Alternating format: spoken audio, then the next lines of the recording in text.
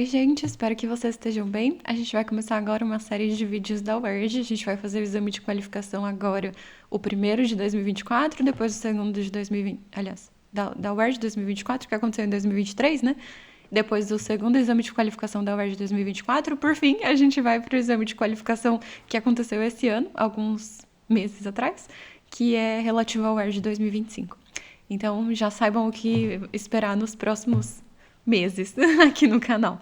A gente vai fazer então a primeira questão de física que apareceu no primeiro exame de qualificação da UERJ 2024, que era uma questão dentro de um texto que tem lá no começo algumas questões interdisciplinares, e a segunda questão já era uma questão de física, mais especificamente uma questão de física moderna, e a gente sabia disso simplesmente olhando para a fórmula que ele deu ali no meio.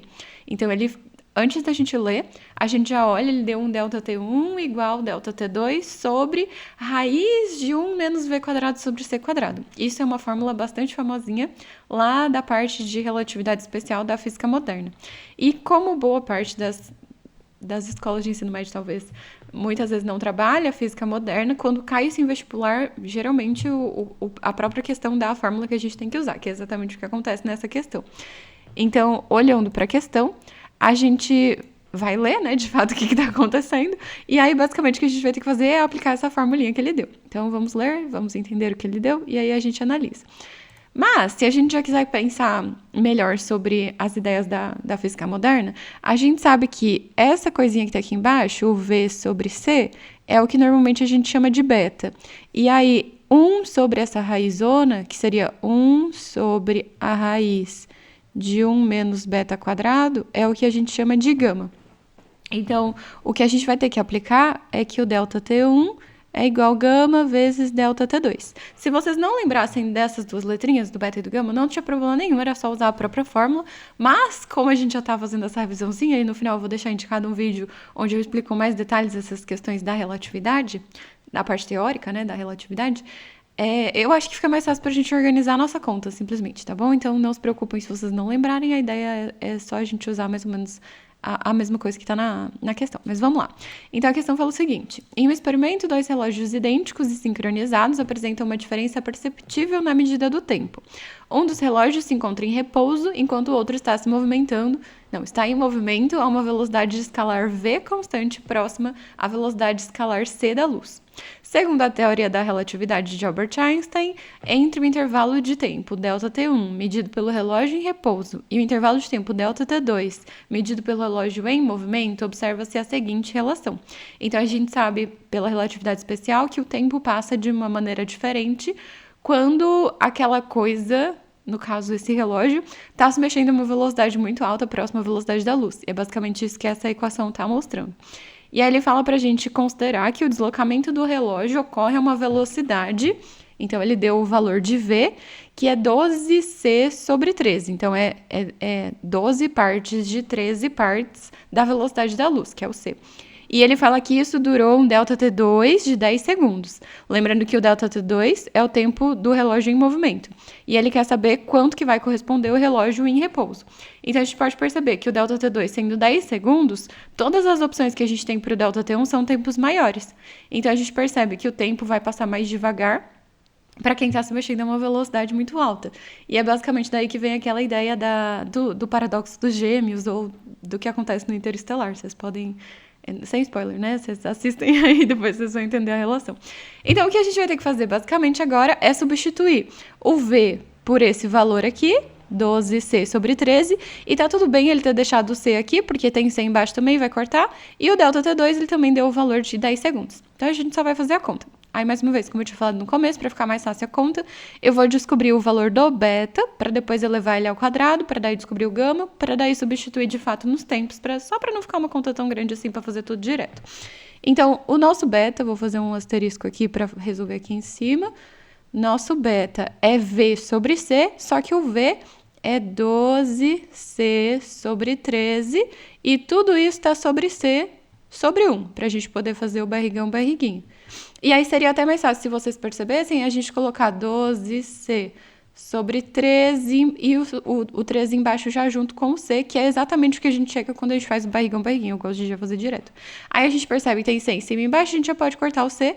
Então, o nosso beta é 12 sobre 13.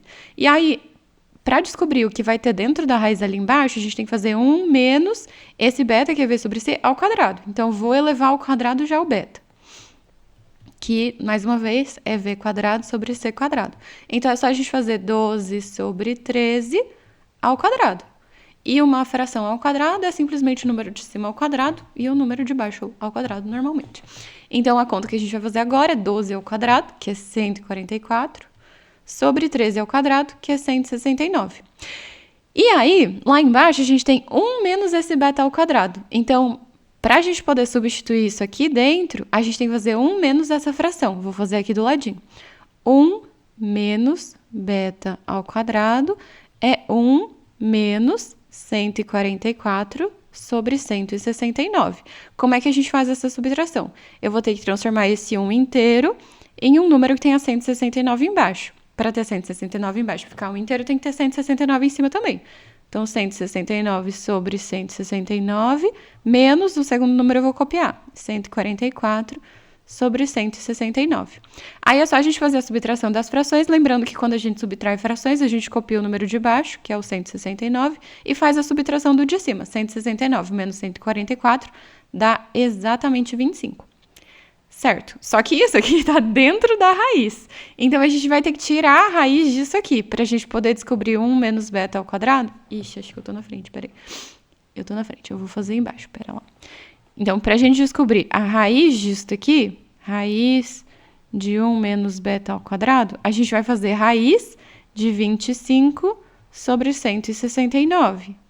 Que bom, né? Porque são números bonitos. Raiz de 25 é 5 e raiz de 169, a gente já tinha feito ali, é 13. A gente já fez 13 ao quadrado, agora a gente só tirou a raiz.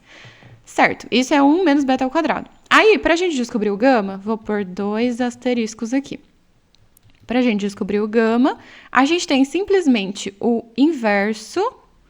Então, é 1 sobre 1 menos beta ao quadrado dentro da raiz. Então, eu vou colocar isso aqui embaixo. Então, a gente vai chegar aqui, o gama é 1. Lá em cima tinha só 1, então eu vou pôr 1 sobre 1 já. Daí, a raiz é 5 sobre 13. Aí, a gente já faz o barrigão, barriguinha. A gente vai perceber que é só inverter a parte de baixo. Então, vai ficar 13 sobre 5. E, finalmente, para terminarmos a conta, o ΔT1, que é o que a gente quer descobrir, é gama. Lembrando que agora a gente vai para essa equação aqui, que eu vou chamar de 3 asteriscos. Tá difícil a organização hoje. Então, ΔT1 é o gama, que é 13 sobre 5, vezes o ΔT2, que ele falou no enunciado, que é 10. Aí, a gente pode multiplicar primeiro e depois dividir, ou a gente pode dividir primeiro e depois multiplicar, né? Porque o 10 aqui do lado, ele seria tipo um 10 sobre 1. Então, seria o de cima vezes o de cima, o de baixo vezes o de baixo. Para facilitar a nossa conta, a gente pode dividir o 10 por 5, que dá 2. E aí, para terminar, é só fazer 13 vezes 2 e descobrir o ΔT1. 13 vezes 2 é 26 segundos, que é exatamente a nossa resposta alternativa, letra B. E é isso, gente. Espero que vocês tenham gostado. Se gostaram, deixem joinha, se inscrevam no canal e continuem acompanhando, que daqui a pouco a gente volta com o segundo exercício de física dessa prova. Tchau, tchau e se cuidem!